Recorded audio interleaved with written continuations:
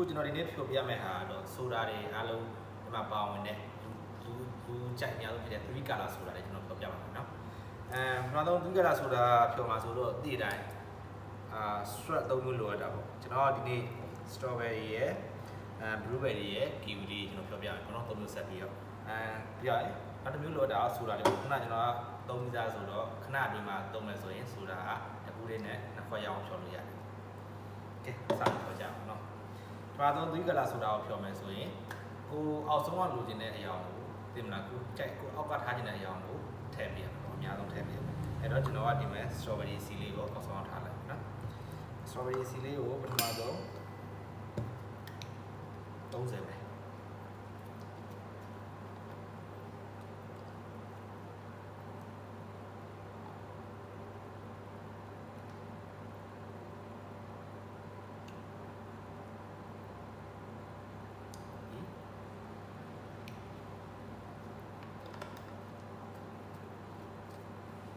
ကျရင်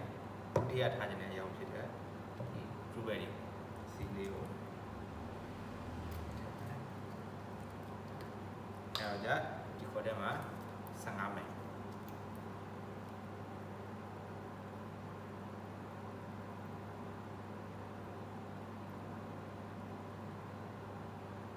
ကျရင်15မိနစ်ရဲ့ကျရင်ဆိုတာလေးဒီထက်ထည့်နော်ဆိုတာ60မိနစ်15နဲ့ဆိုတော့25ဖြစ်သွား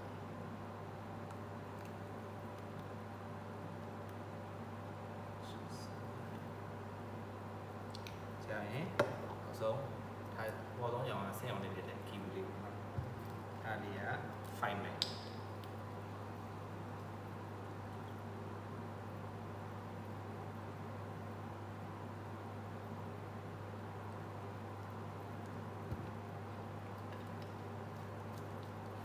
ရရင်ဆိုတာ90မိနစ်ထည့်လိုက်မယ်နော်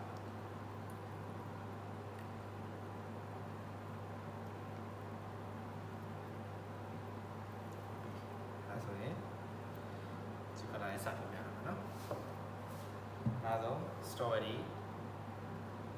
30မိနစ်လေးတော့မရထား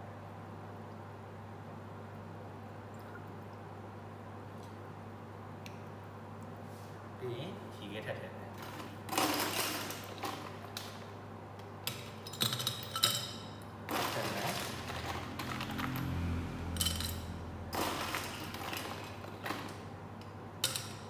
ကျရင်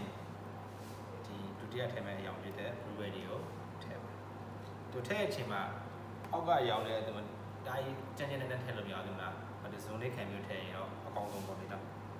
ဇုံလေးခံပြီးတော့ထည့်မယ်ဖြည်းချင်းထည့်မယ်နော်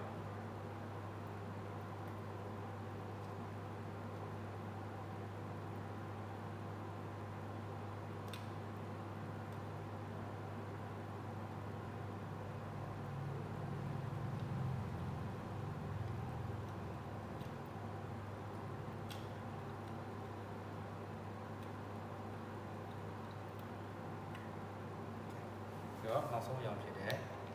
ဆင်းရောင်လေး kiwi လေးကိုနောက်ဆုံးထည့်လိုက်ဖ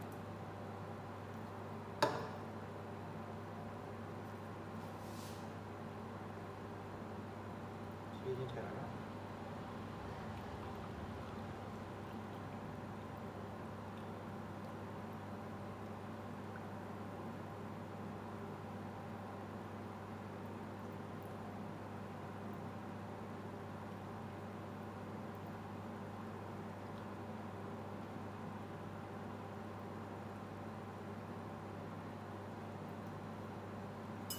ကျရင်အများကြီးဒီဖက်လေးနဲ့လာစင်လိုက်ကဲဆိုရင်ဒီကလာဆိုတာလေးကိုရရှိပြီ